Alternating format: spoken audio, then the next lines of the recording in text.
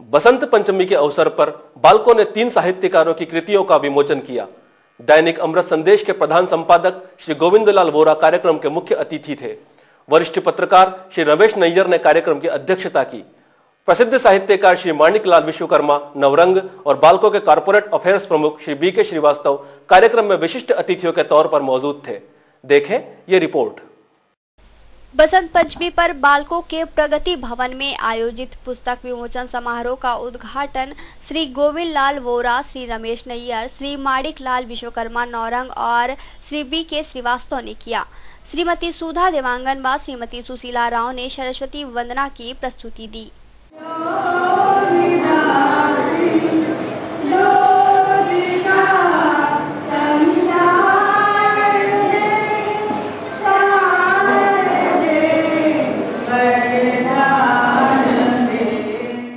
श्री गोविंदलाल वोरा, श्री रमेश नैयर, श्री माणिकलाल विश्वकर्मा नौरंग और श्री बीके श्रीवास्तव ने डॉक्टर चंद्रावती नागेश्वर की कृति वांछनतक, श्री मूलचंद तिवारी की कृति नमी बनी रहे व चुटकी चुटकी धूप तथा सूबेदार सुरेश चंद्रा की कृति सपूत का विमोचन किया।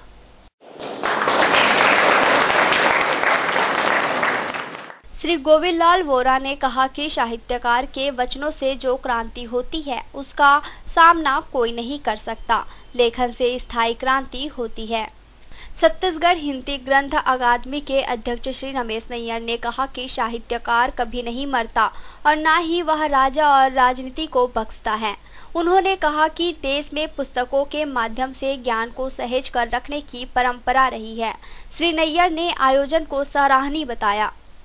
संपूर्ण विश्व में पुस्तक का महत्व होता है, लेकिन भारत में विशेष महत्व इसलिए है कि ऑक्सफोर्ड यूनिवर्सिटी बनने से 700 साल पहले हमारे यहाँ नालंदा और तक्षशिला विश्वविद्यालय और उन विश्वविद्यालयों में इतने ज्ञान के ग्रंथ भरे पड़े थे कि 1193 में जब बख्तियार खिलजी ने नालंदा के विश्वविद्यालय में आग लगा दी थी तो महीनों तक वो विश्वविद्यालय जलता रहा।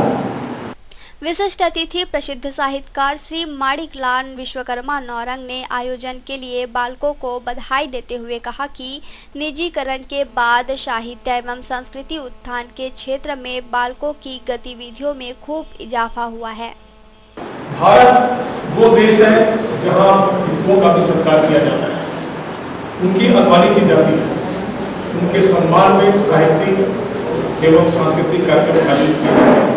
आज का ये जो साहित्यिक आयोजन है किसी महत्वपूर्ण श्रृंखला की कड़ी है। मैं को काफी बधाई देता हूँ कि जिले में इस प्रकार का प्रयास उन्हीं के द्वारा किया जा रहा है। आमतौर पर विभागीय अनुपालन के बहुत से कार्यक्रम आयोजित किए जाते हैं, जैसे हिंदी विभाग द्वारा हिंदी दिवस उपलक्ष्य में सुरक्षा विभाग के द्वारा सुरक्षा विभाग खाना पूर्ति और डाटा मैनेजमेंट का काम होता है। लेकिन उससे हटकर ये जो बसंत पंचमी के दिन मैं जब से यहाँ पर आया कोरोना में 2003 से, वैसे तो बालकों से मेरा बहुत पुराना नाता रहा है। मैं 80 से 90 तक बालकों के रिसर्च सेंटर पर लेकर रह चुका हूँ और यहाँ की हर साहित्यिक गतिविधियों का मैं चस्पी गवाह भी हूँ। तो मैं देखा कि 2003 के बाद, हालांकि पहले भी यहाँ पर लोग मिस्टर PS राव थे और नाथ साहब थे, RP सिंह साहब थे या मेहता साहब थे, सारे लोगों के मन में साहित्य के प्रति अनुराग की भावना थी। लेकिन आज भी जो बालकों के मंतव्य जो यहाँ के साहित्यकारों को लेकर चल रहा है अपने साथ साहित्य को बढ़ावा देना, निश्चित रूप से वंदनीय कार्य है। बालकों के कॉर्पोरेट अफेयर्स प्रमुख श्री बीके श्रीवास्तव ने स्वागत उद्बोधन में बताया कि बालकों ऐसा वातावरण बनाने का पक्षधर है जिसमें तकनीकी और आर्थिक प्रगति तो हो, खेल कूद और विभिन्न कलाओं को भी फलने फूलने का अवसर मिले। बालकों ने हमेशा ये कोशिश किया है कि सभी वर्ग के लोगों को, चाहे वो छोटे बच्चे हों, युवा हों या और बड़े लोग हों, सभी रुचि के लोगों को, चाहे वो खेल से जुड़े हुए हों, किसी अन्य व्यवसाय से जुड़े हुए हों या साहित्य में रुचि रखते हों, हम सबको लेकर, पूरे परिवार को लेकर आगे चलें। सबकी भावनाओं का, सबकी रुचियों का ख्याल रखते हुए। कार्यक्रम में कोरबा प्रेस क्लब अध्यक्ष श्री राजेंद्र जायसवाल ने श्री वोरा और श्री नैयर का सम्मान पुष्पगुच्छों से किया। श्री श्रीवास्तव ने श्री वोरा, श्री नैयर तथा श्री विश्वकर्मा को शॉल, श्रीफल व स्मृति चिन्ह भेंट कर सम्मानित किया। ये साहित्यिक परिवारों का प्रेम है, ये स्मृति चिन्ह उन यादों को संजोने के लिए